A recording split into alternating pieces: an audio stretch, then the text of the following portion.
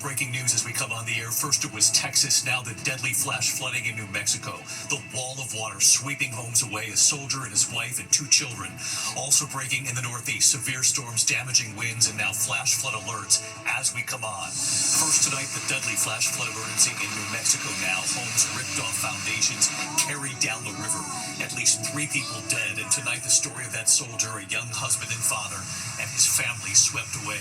They found the husband and wife alive. Their 2 children did not survive. In Texas tonight, the death toll now climbing, and the chilling new video now emerging of a mother and her son climbing trees to survive. You can hear the 15-year-old son calling out for his mother. I can climb higher, but I'm okay. Are you high? Mom, are you in a tree? Both of them in trees, and her 2 daughters were at that girls' camp, Camp Mystic. How the family survived this. And tonight, when ABC News has now learned about the warning systems, authorities held discussions of a flood warning system at least 20 times since 2016.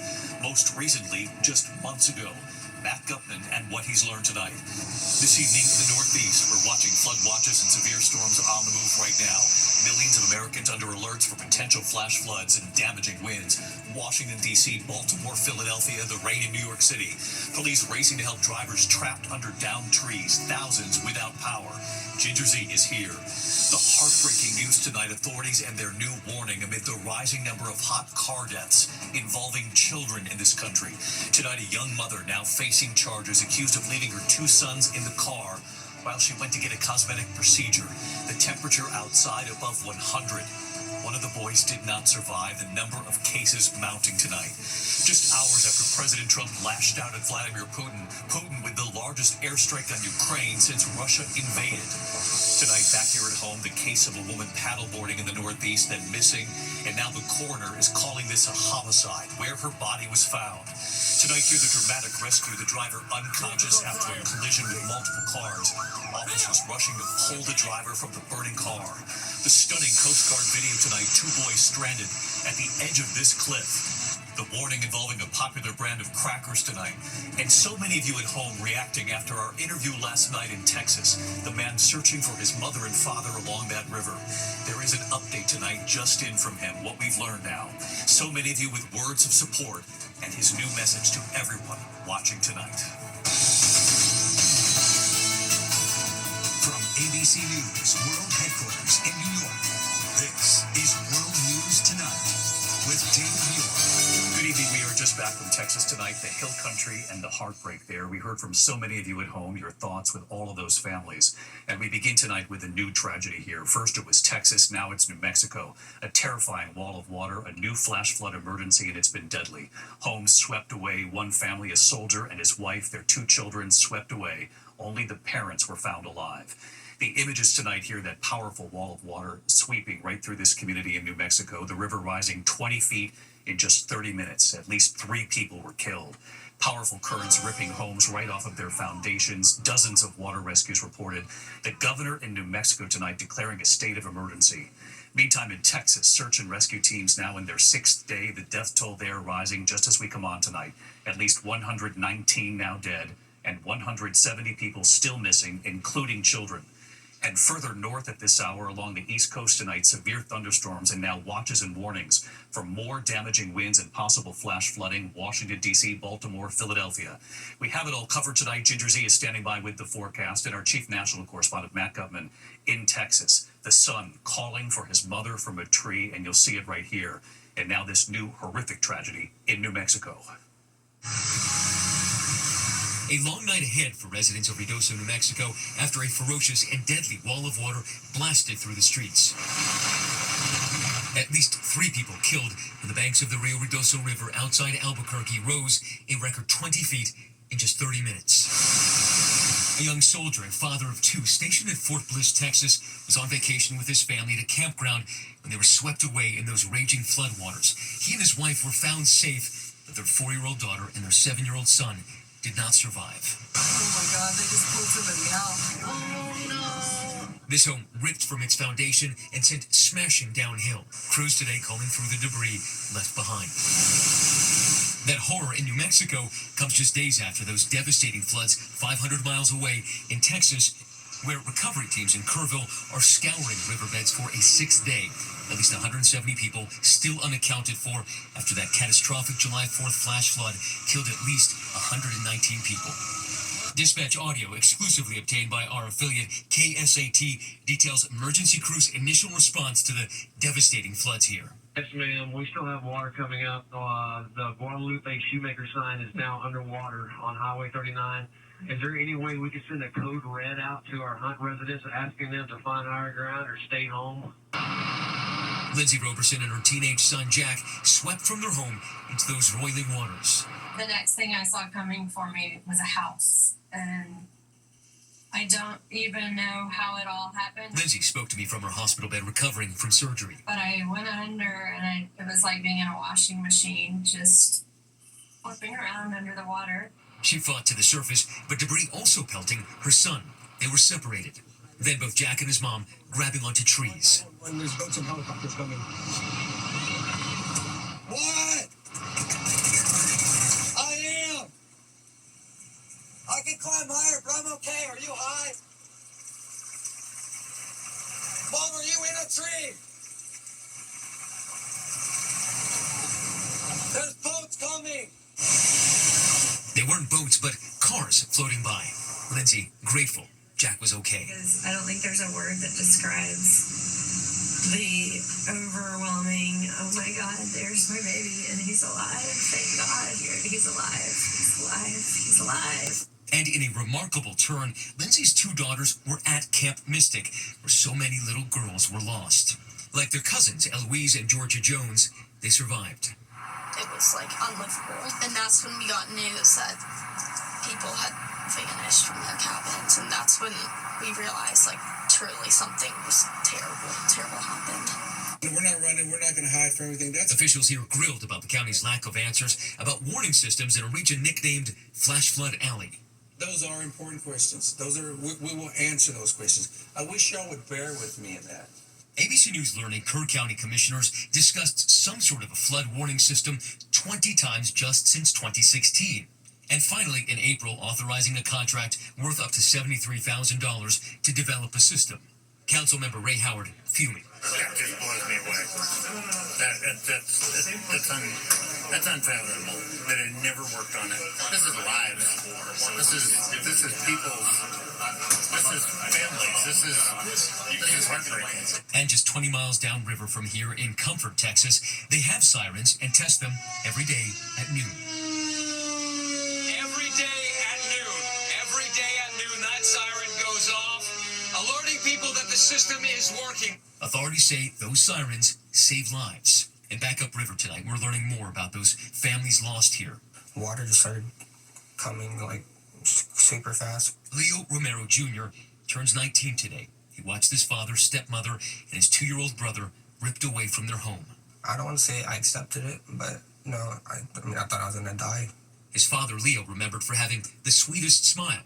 Leo's wife, Natalia, is the kindest living soul, and Carlos is a sweet little boy who loved to play, smile, and laugh.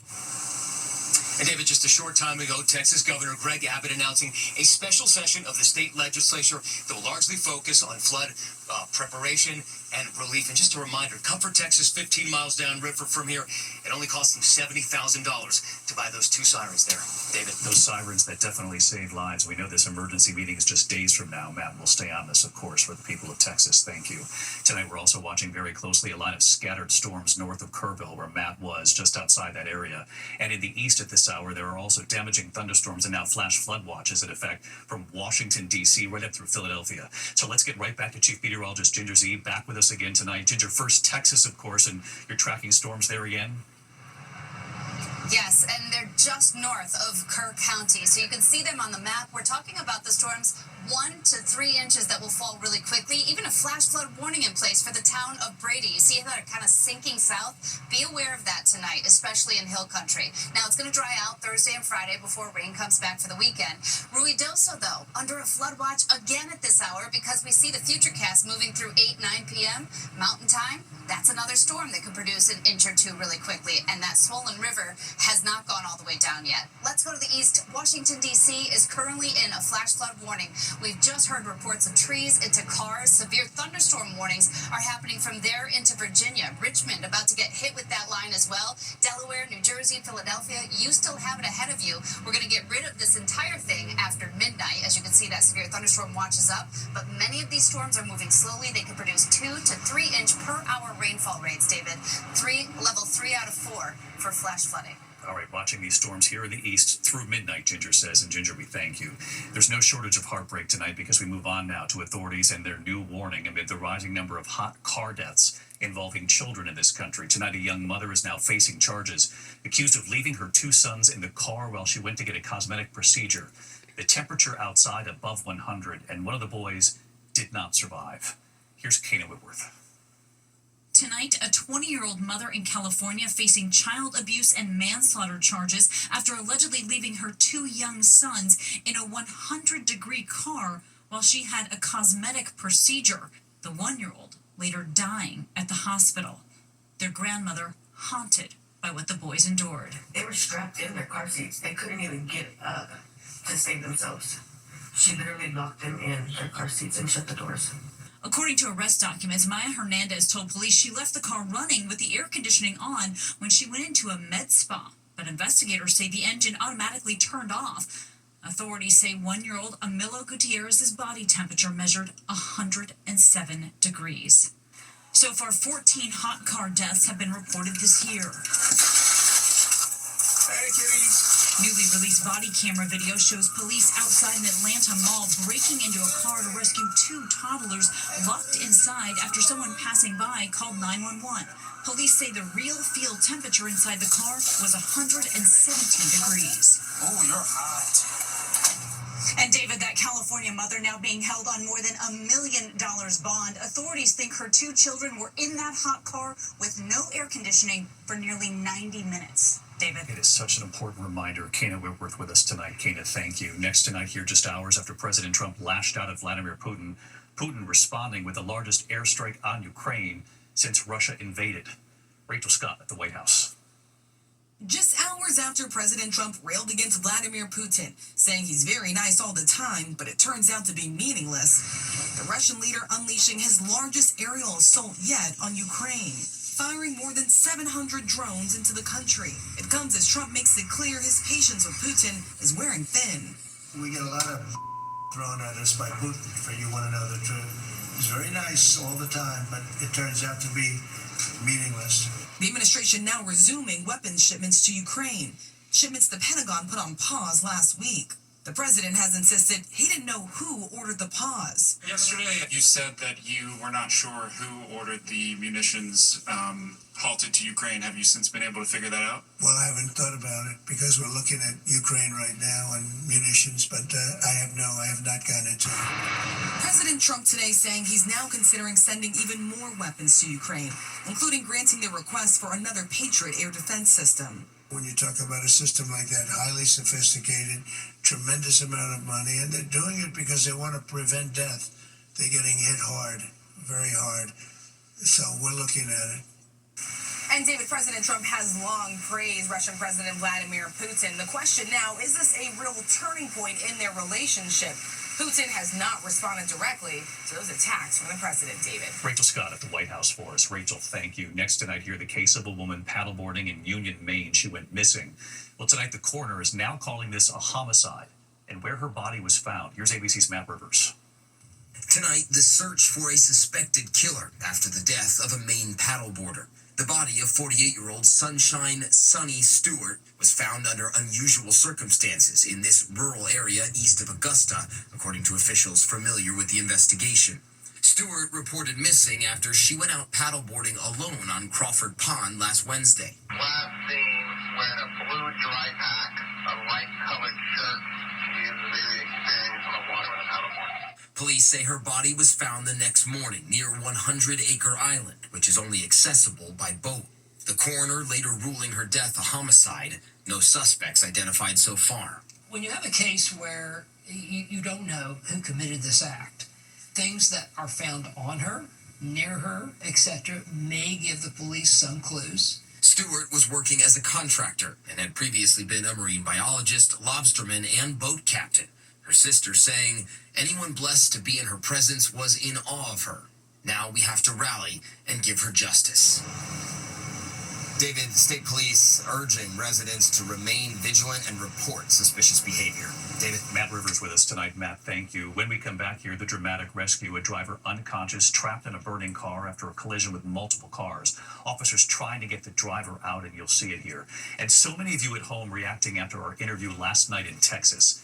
You'll remember the man searching for his mother and father along the river every day since the 4th of July. We've just heard from him moments ago tonight with an important update and his message to all of you at home watching tonight in a moment. Tonight, police racing to save a driver from a burning car in Sarasota, Florida. You can see the flames at the scene of a 3-car crash. Officers found one of the drivers unconscious. They cut the seatbelt, saving the driver's life before that car became fully engulfed in flames moments later.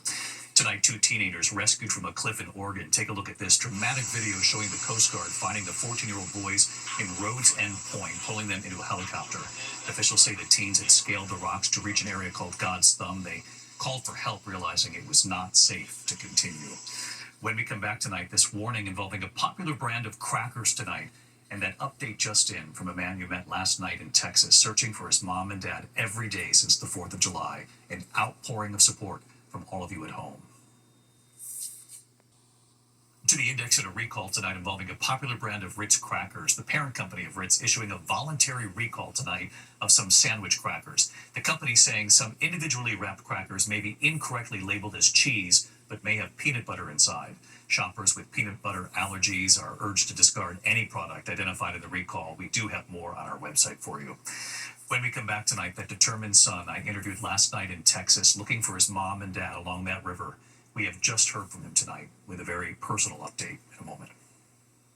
Won't forget that son we met searching for his mother and father in Texas, and what we learned late today. We heard from so many of you at home after our interview here last night. So many of you moved by the man we met along the Guadalupe River, Robert Brink. Hey, Robert. Oh, man. I'm sorry you're dealing with this. Oh, thank you, guys. He has been there every day since the 4th of July, looking for his parents, Robert and Johnny Brink, who were swept away in their cabin. You've been out every day. Yes, sir. Yes, sir. His brother and his brother's girlfriend escaping their RV nearby. And this is the video of that RV being swept away just moments later. And by the time his brother could then make it to his parents' cabin, they were gone. So many of the cabins had been washed away. We were there for the moment Robert's wife texted him the last known photo of his father. His father's back right there at the edge of the stone pier, his brother to the side. Both were fishing the day before this all happened. My father and that's my brother. Just, yeah.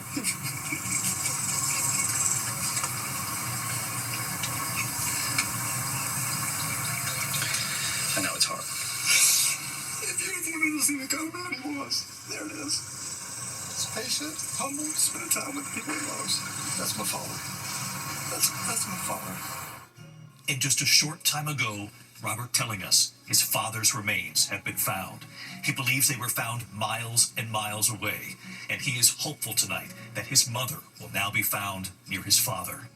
And Robert telling us he has received thousands of messages from strangers all over this country.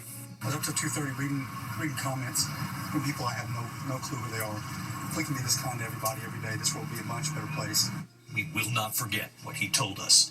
And tonight, his message about his own parents and his hope for the rest of us.